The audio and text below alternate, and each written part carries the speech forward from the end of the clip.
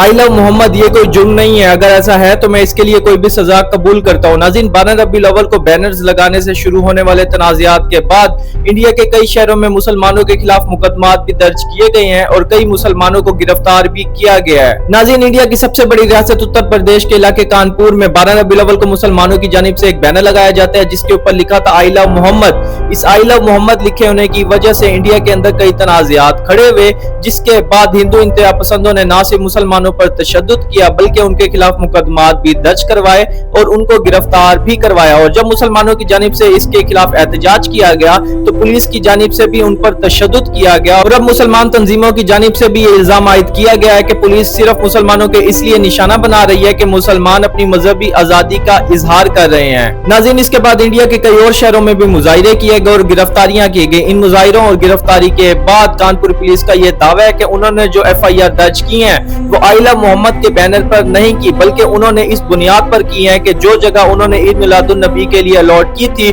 मिलाद इंतजामिया ने उस जगह पर ईद मिलादुन नबी नहीं की बल्कि उस जगह से हटकर की, जिसके बाद उन पर FIR दर्ज की गई है। और अब उत्तर प्रदेश की हुकूमत का भी यह दावा है कि जो दावा मुसलमान तंजीमें कर रही हैं ऐसा बिल्कुल नहीं है और किसी को अकीदे की बुनियाद पर निशाना नहीं बनाया जा रहा। लेकिन नाज़रीन, हमें पता है कि इंडिया के अंदर मुसलमानों के साथ कैसा सलूक अपनाया जाता है और ऐसा बयान सिर्फ इसलिए दिया जाता है कि दुनिया के सामने इंडिया के इमेज खराब ना हो। लेकिन असल में इंडिया में हिंदू इंतहा पसंदों की जानिब से मुसलमानों को तशद्दुद का निशाना बनाया जाता है और उनको गिरफ्तारियों का भी सामना करना पड़ता है। कभी ये मुसलमानों को दहशतगर्द दिखाने के लिए अपने ही लोगों को निशाना बनाते हैं और उसका इल्जाम भी पाकिस्तान और मुसलमानों पर लगा देते हैं। नाज़रीन, अब इंडिया के अंदर जब बैनर लगाया गया जिसके ऊपर आई लव मोहम्मद लिखा था तो मुसलमानों के खिलाफ मुकदमे भी दर्ज किए गए और उनको गिरफ्तार भी किया गया है।